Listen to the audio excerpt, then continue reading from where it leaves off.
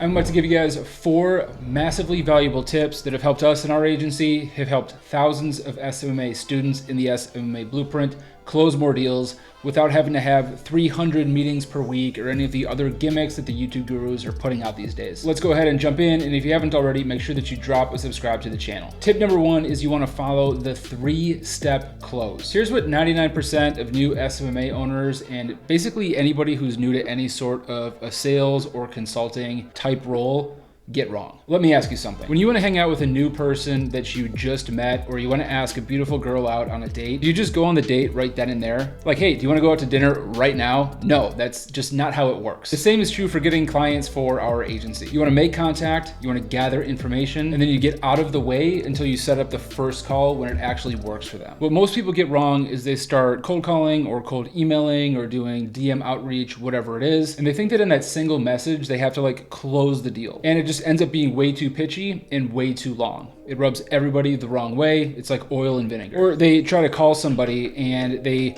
try to pitch them right there on the phone, or they walk into a location and they start pitching them right there on the spot. And that person gets frustrated because they're right in the middle of 100 other things. It's completely invasive and disrespectful to act that way. I can speak from experience. As our agency has grown, people have started trying to sell us a ton of different things. Nothing puts me off more than somebody sending me a super long, pitchy email, or somebody cold calling me, or even worse, just texting me out of the blue and hitting me with a sales pitch right in the middle of when I'm trying to do other stuff. Here's what you want to do instead. Step 1 is when you are doing your outreach, instead of trying to pitch the deal, pitch a phone call with you, not the services that you provide. Your first goal is just to pitch a call with you and get them curious about what awaits them on the other end of that call. The goal here isn't to tell them everything that you do, it's just to get them on the phone with you. We've got some really amazing cold email scripts for free in the description down below. Make sure to check those out after you watch the rest of this video. But in short, they go a little bit like this. Step 1 is intro. Step 2 is relevance. Step 3 is establishing some sort of pain or gain that awaits them on the other end of that call with you. And step 4 is closing for the call or a call to action at the end of the email. If you follow this process, you're going to have a ton more success converting people to a live phone call with you that are actually interested in what you have to sell them. Step 2 is called the discovery call. So they've shown interest, you sent them a calendar meeting, and now you have them live on the call. And again, this is where most people screw up. They think that this is their one and only chance to close the deal. Instead of talking about your agency and what it is that you do, you want to talk about how you can help them. Something from your outreach got this human being to be curious about jumping on a call with you. That means that they have some sort of need, or at the very least, they're interested in what you have to say. You can't find out why that is if you are talking the entire time. Your goal for this call is to understand where they are at today, where they want to be, or how much more business they could handle. And the difference between those two is the opportunity of how you can help them. Assuming that there is a difference between the revenue that they're at today and the revenue that they'd love to be at, there's an opportunity for your agency to close a deal here. Now, we break down these exact questions that you should ask on this discovery call meeting in our client meeting guide in the SMMA Blueprint program. But if you want more help in this area, be sure to check out the SMMA Blueprint in the description down below. So now we've got them on a call, we've established that there is a need. Step 3 is to actually go and close the deal. So to recap here, the purpose of our outreach was to get them on a call. The purpose of that call was to understand how we could help them. And now we should have all the answers that we need for step 3 to go ahead and close the deal. This is where you come with a full proposal mapped to their specific needs. This should always be done over a live call with them, or in person if you happen to live local to the client that you're speaking with. This way you can actually gauge their reaction and read their body language as you go through the proposal. This will enable you to ask any additional questions if needed, if you feel like there might be some hesitation to them signing on the dotted line. And also it enables you to start setting expectations if you can tell that they're bought in and they want to move forward. Our agency these days closes 9 out of 10 clients that we speak with, and it's because of this process that we take them through. At this point, we went through the client meeting guide, or we established that need that I talked through in step 2. And as long as we gain agreement as we go through the proposal based on what they told you, which should be factually accurate, and you read that back to them, they'll be nodding their head along with you as you go through the proposal. You told me you need help in this area, that you're not doing this, that you're at this revenue and you want to be there, correct? And they'll say, yep, exactly. Okay, cool. Let's talk about some services that we can provide to you so that we can go ahead and close that gap of revenue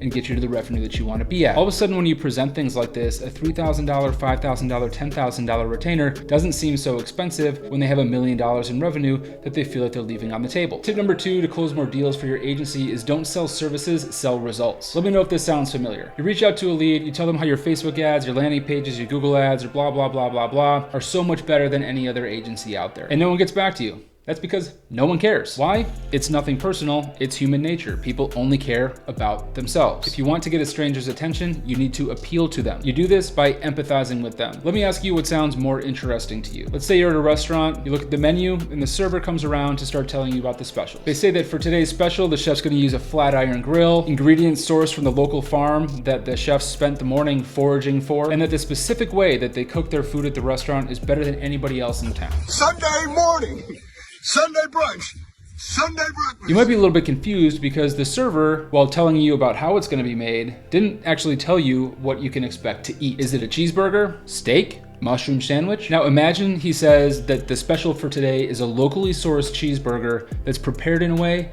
that's different and better than any other restaurant in town. They cook it from scratch in such a way that you really need to taste in order to believe. People always leave the restaurant raving about it. It's a top selling dish every single week, and it's always a top reviewed dish when they have it on special. Your mouth might be watering at this point. Nobody cares about the ingredients or the methods that I talked about in the first example unless they add up to something meaningful. The same is true for our agency and for our clients. Facebook ads, funnels, Google ads, these are just ingredients. Just like there's no difference between the hamburger meat that goes into a McDonald's cheeseburger and the hamburger meat that goes into a $40 Mastro's burger at a super fine steakhouse. The difference is in the actual result and the anticipated experience. Instead of emailing or pitching somebody Facebook ads, sell curiosity and an expected result. Maybe even throw some rocks. Talk about how you've spoken with many businesses like theirs, and a lot of them have tried Facebook ads or Google ads in the past and it didn't work. By acknowledging that and overcoming that objection before you ever see it, you're already building empathy as you actually understand some of the pain or some of the heartburn that maybe they have from using past agencies in the past. This will change the entire narrative of your outreach and the entire narrative of your agency. Tip number 3 is that you need to simplify your service offer. Let me explain something to you that completely broke my brain the first time that I understood it. Simple is better. Always. As entrepreneurs, it's in our nature to be very tempted to complicate things. We're tinkerers. It's just the way that we're built. The novice entrepreneur often thinks that with increased complexity comes increased prices. I'm here to tell you that actually the exact opposite is true. When we were first starting our agency, we thought that the best way to increase our revenue was just to add in more services, more complexity, more offering. This seems obvious because when you're first starting an agency, this is actually, in fact, a good way to make a little bit more money. I'm not going to deny that. When we were first getting started, we were primarily a Facebook ad agency, but if somebody asked us for a website, we knew how to do it, so we'd sell it for, $3,000. The problem though is that this really starts to get in the way of scale, and it really dilutes your core offering. We did this for way too long, and not only did it really throttle our ability to scale the number of clients that we were working with for our agency, it also really throttled our ability to scale our average retainer size. See, clients want confidence in results. Now, I'm not saying that you need to do gimmicks like a lot of the SMMA gurus out there will say, where you need to deliver X number of leads or you get your money back or any of these other gimmicks, because those only dilute your offer even more. Now, the people that are doing business with you aren't even actually bought in because they think they're going to get their money back. When you have confidence in your process and you work with more and more clients over time, you start to get more and more confidence in your results. This rinse repeat process becomes almost a productized service offering that you can provide to your clients. This also becomes the secret of scaling your agency. This is exactly what we teach in the SMMA Blueprint program, complete with funnel examples, ad examples, and the entire strategy that you can deploy against your agency. We take that even a step further in the Ascension program. You can check out both of those at the SMMABlueprint.com. For tip number 4, I want you to understand that it's just completely nonsensical to need to have 300 meetings a month or a week. If you follow the first 3 steps in this video, you're going to start seeing more conversion and more clients signing up for your agency. That being said, sales is a numbers game. Check out this video right here where I break down how to actually do cold email at scale, which has been the most predictable source of meetings for our agency.